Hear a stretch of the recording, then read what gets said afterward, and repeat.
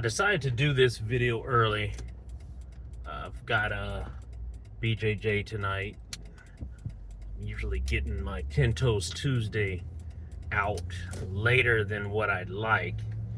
And this morning I had a tire appointment. I needed to get my tires balanced and rotated because if you watched the last video at Firestone, I don't think they rotated them once I didn't want to pay them $60 to do that, and the debacle with the $5. But today is Tuesday and it's 10 Toes Tuesday, so if you watched until the end of my video yesterday, we were deciding between two videos, and that was going to be me and Cotton when I was younger, or about my brother and the Wreckem Checkem. So we're gonna get into the Wreckem Checkem today. Now my brother was good. He was one of those stand-up guys.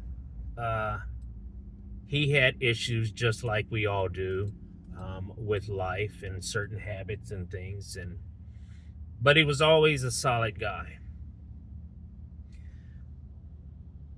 For a couple of years, we could not see eye to eye on the woman that he was dating, and I didn't feel that she was right for him. He knew that she was not right for him, but they did have this chemistry going. But we didn't talk for about 2 years, or we talked very little. It was very awkward for us to talk, and my brother would always work on his car, my car. We worked on cars together, and that's how I know a little bit about the auto industry. Is we didn't have the money to, our luxury, to have someone rotate my tires like I just did a few minutes ago. With that being said, we both had these Jettas, and that's in another video a while back. If you guys, I forget what the video was called, but we had these Jettas. Once I got divorced, he helped me get this Jetta. It was at a buy here, pay here place, and we were constantly having to work on this thing. We had to put on brakes and things like that. But he had a little Jetta. He would always buy these cars and then sell them. Well, his Jetta broke, and we were both in school at the time. He was going for auto mechanics, and I was going for business and engineering at the time. And he was working on this car. I forget what he was doing. I think it was transmission or something. And the car fell on top of it. So he had this little pump jack, and I don't know if you guys know about these pump jacks, but I won't use them anymore, just because of this incident that happened to him.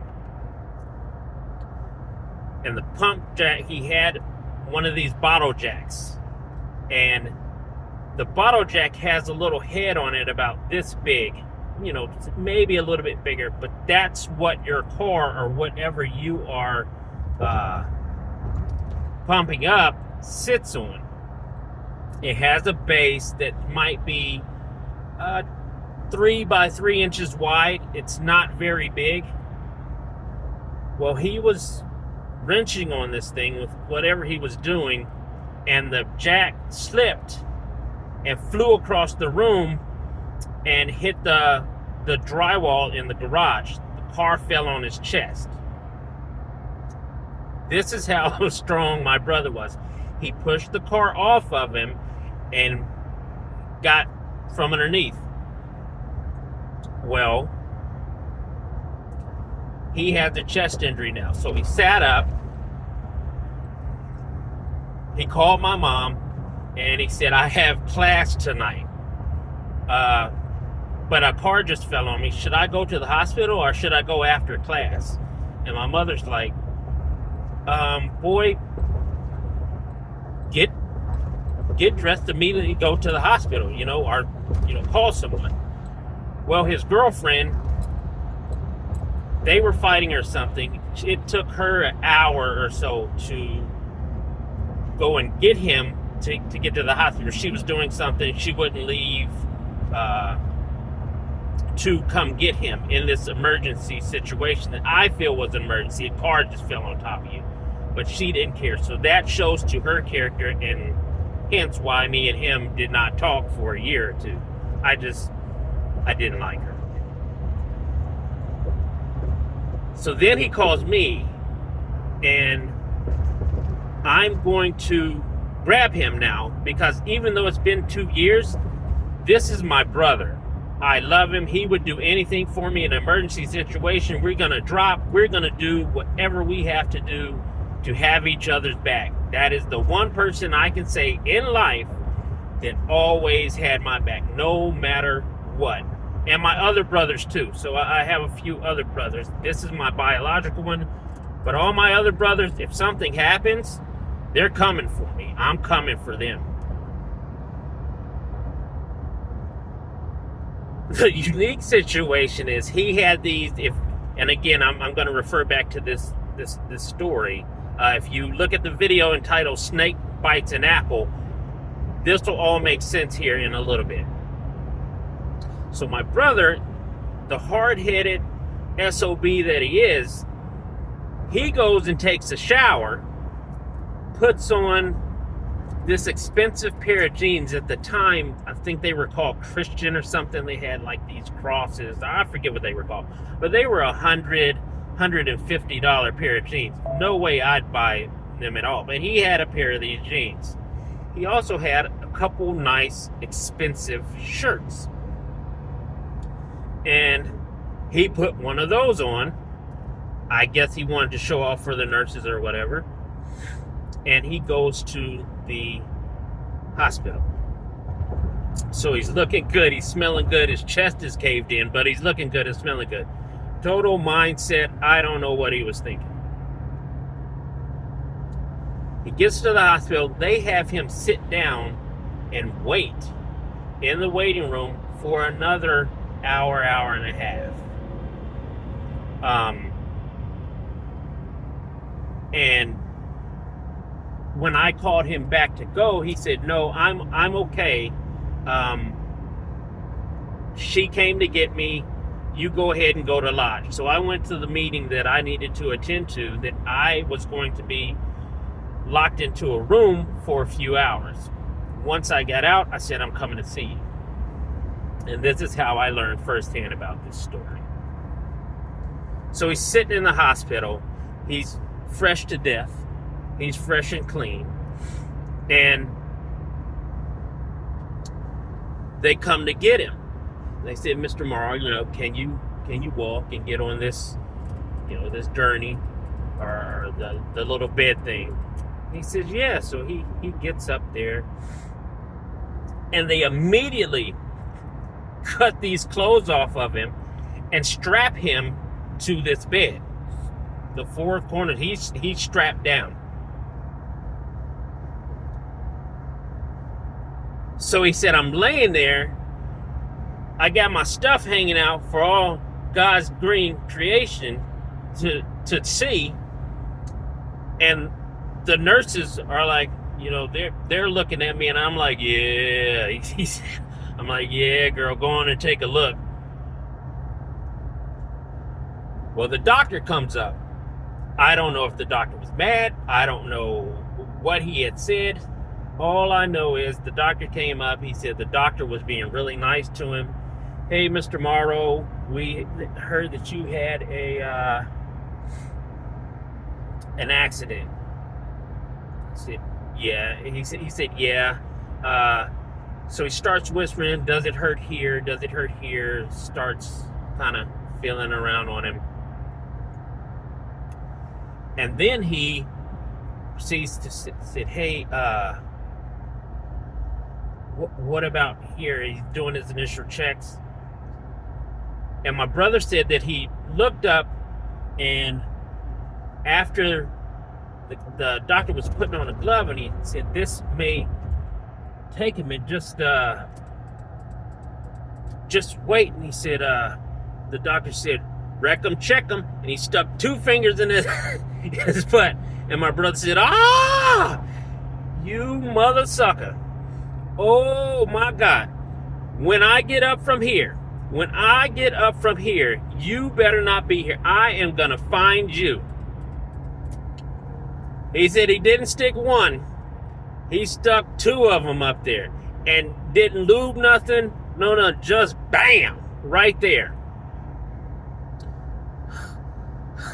So we call it the Wreckem Checkem. He checked his temperature a little bit. My brother never did find that doctor, but then he goes back to the room. By that time, I'm out of my meeting. I am coming to see what's going on with my brother. I get into the room, same little nasty dude that I've always known, and the nurse is telling him, I need you to pee in this bottle. He said, well, I can't go right now. She said, no, I need you to pee, or else I'm going to have to do a catheter. He said, yeah. Okay, I'll see if I can go. She said, you need to drink some water or do something, because if I come back in a half an hour and you have not peed, I'm going to have to put a catheter in you. For those of you who don't know, I've never had one. I don't want one of these things. A catheter is when they take this tube, they take your manhood, whatever side of it, and they grab that sucker. And what I've seen, because my mom is a nurse, and from videos, is they take that and they're not gentle with this tube. They shove it in the part where you pee. They shove it in there. It's not gentle. It's not pleasant. It's making me cringe just thinking about it. The nurse comes back a half an hour later. He's still thinking the fat meat isn't greasy, and he hasn't peed. So she said, all right, I am going to get this catheter and administer this bad boy on you. All of a sudden, things get real. He grabs the little bottle she has, which is about 1 liter, and he peed over half a liter, half of this bottle, at least half of it. And he's going on the side of the bed, and he's shaking because he realizes that this catheter is about to come. But he was tough. He was just a tough man. Anybody who has a car fall on them, gets up, takes a shower, waits an hour and a half for the girlfriend, then waits another couple hours to be seen, and he's sitting there like nothing is wrong, and he's pushing a car off of you. That's a tough man. I don't care what anybody says. That is a very tough man. He never told on anyone. He always took the blame for things that he was responsible for. He was just one of those 10 toes down people. And all of these 10 Toes Tuesdays that you watch, you will see this is why we were like we were, or like we are. We grew up this way. You grew up tough. But we also didn't have a lot of money, so you had to be resourceful. With that being said, I hope you enjoyed this story about the Wreckem Checkem and the doctor, and just the testicular fortitude that my brother had at all times. I'm headed into work. I may get a couple of other videos in. But I love you guys. Thank you, all my subscribers. Please like if you can. That's very important. If you just at least just hit the like button, even if you only watched a few minutes, just hit the like button. Subscribe, of course, and share. And with that, I'll talk to you guys in the next one.